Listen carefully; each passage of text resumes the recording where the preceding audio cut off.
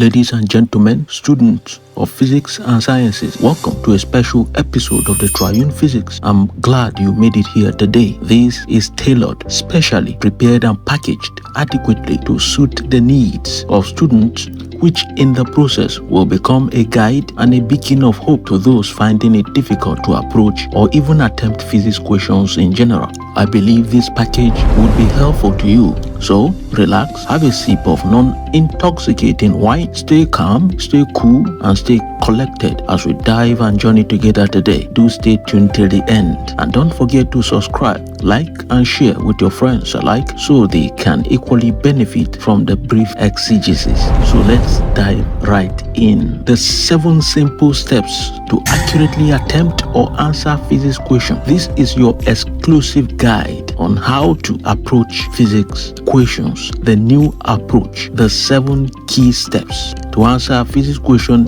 in the 21st century. I term that to be the last days method, which is a term used to describe the increase in knowledge and ability based on new era. So, the Triune Method is a simplified method. It is a hint on how to attempt and solve physics mathematical problems in Waec, Neco, Jamb, NABTEB, JUPEB, OLYMPIAD, and many of other examinations both locally and internationally. When you apply these simple steps, you will testify as to how rapidly your grasp and mastery of physics as a subject matter looms evidently. Many students have found physics a hard nut to crack, and that is a very difficult thing to them, which is why that must be truncated and avoided. So, how to easily solve or attempt physics questions, especially mathematical problems, can be done using the Triune steps, the keys to a successful performance. The key is R raised to power 7. I repeat, R raised to power 7. The 7 keys to obtain an accurate result in physics. Step 1. The first R. Read the question and recognize the quandary. What it means is that you must read the questions carefully to have a grasp of what is being asked. Then you identify the key concepts involved. For example, is a concept on motion, or is it on mechanics, or is it on electricity, or is it on optics? You need to understand generally the given data and what needs to be found. For example, from this question, an object of mass 80 kilogram is pulled on a horizontal rough ground by a force of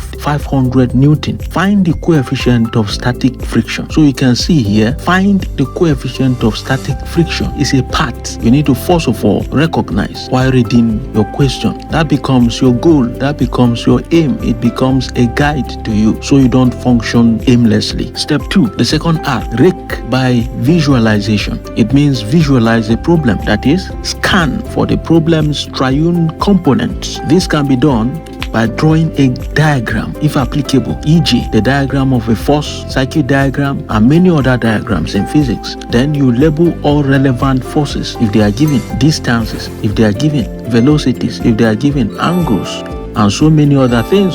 So you reason and you draw your diagram. For example, an object of mass 80 kilogram is pulled on a horizontal rough ground by a force of 500 Newton. Find the coefficient of static friction. So you can draw the diagram here. You can see the diagram being drawn for you on the screen. You can see the object of mass. You can see the boy pulling the object through a horizontal rough ground. So you can represent that mathematically and diagrammatically on your answer booklet. This makes your work easier and crisp, which becomes snappy and less effortless.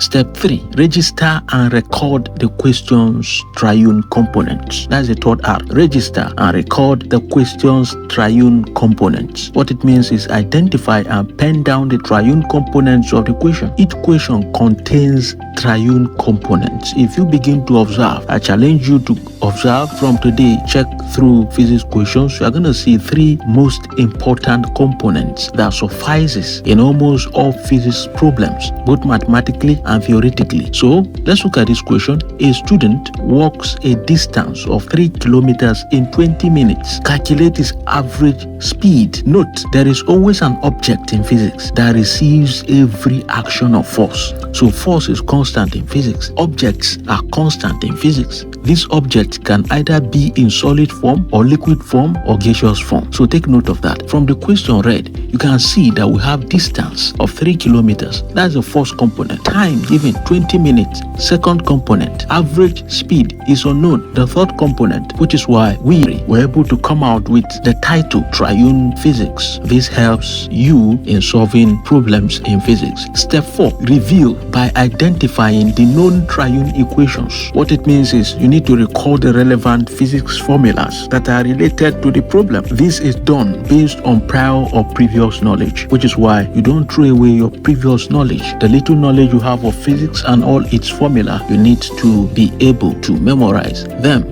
Then list them out. After that, write the linking triune equations that are relevant or is relevant to the question as presented. That is, write down the triune equations that might be useful to you. Don't just write equations aimlessly. You are guided by the triune components of the question. Hence, look for a triune formula that almost have all those components embedded into it. Note, a secret to you. Almost all mathematical equations in physics are arranged or grouped into 3 parts and are separated by operator signs or symbols. For example, speed is equal to distance over time. You can see there are triune components here, which includes speed, distance, and time. Or look at this equation. V is equal to U plus AT, the first equation of motion. You can see they are arranged in 3 parts. Look at the second equation of motion. S is equal to UT plus half AT squared, 3 parts. Look at the third equation of motion. V squared is equal to U squared plus 2AS, 3 parts. Right here.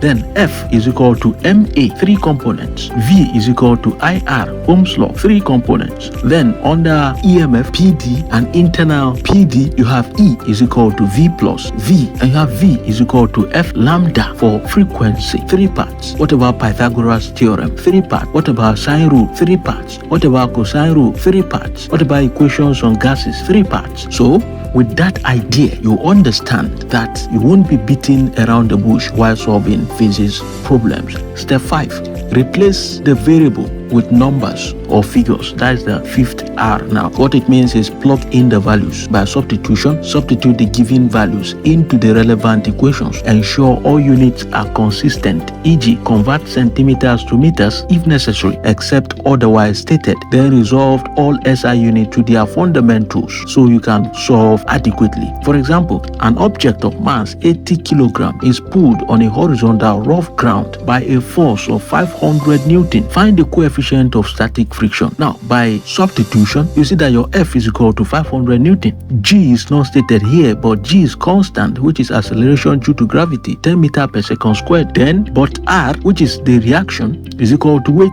and weight is equal to mass multiplied by acceleration due to gravity, which is equal to 80 multiplied by 10, which gives you 800 Newton. So, your formula is equal to F is equal to mu multiplied by R. Your mu here is the coefficient of friction. Hence, by substitution, 500 Newton is equal to mu into 800. Step 6, the 6th R, resolve for the unknown variables. What it means is isolate the unknown variable and solve the equation by making the unknown subject of the formula. Simplify the expression step by step. Each step first marks, especially the theory section. For example, let's take that question again. An object of mass 80 kg is pulled on a horizontal rough ground by a force of 500 Newton. Find the coefficient of static friction. So, your F is equal to 500 Newton, your G is equal to 10 meters per second square, as we've seen above. Then, if you proceed, we have 500 Newton divided by 800 is equal to mu multiplied by 800 divided by 800, because you want to make mu the subject of the formula. When you cancel 800 by 800, you have mu to be 500 divided by 800, so that your answer, coefficient of friction,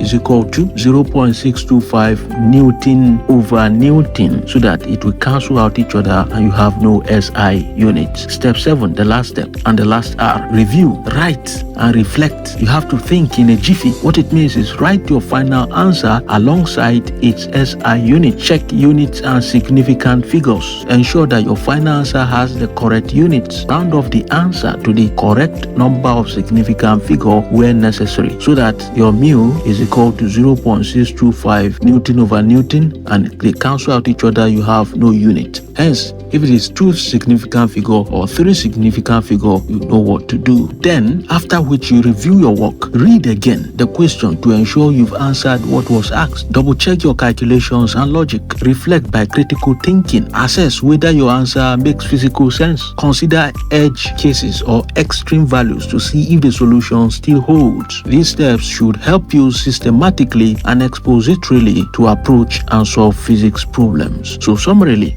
the new method saves time because time is of the essence in all examinations, especially in physics exams. Students tend to spend much time on physics questions, which will eventually become a disadvantage to the student himself. Hence, the last days method, which is when knowledge shall increase, helps to mitigate and fast-track rapid response ability to examination questions. If judiciously adhered to or maintained, this would amount to epic performance in the end. The last days approach method, where physics questions, especially mathematical problems, are read, resolved by identifying the triune component as parameters in the questions, will lead one in inserting the triune component into its appropriate triune formula, after which you isolate the unknown variable in the triune equational component, thereby imputing the accurate result or value alongside its SI unit as the final answer. I hope this method was really useful and helpful to you. Don't forget to hit the subscribe button, like and share this content for others to benefit immensely from it. I wish you all the best in your practice and in your examination as Waec, Neco, Jamb, NABTEB, JUPEB, and other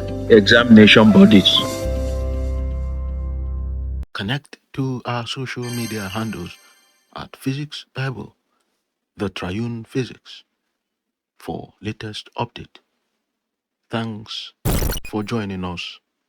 Stay equipped, stay liquid.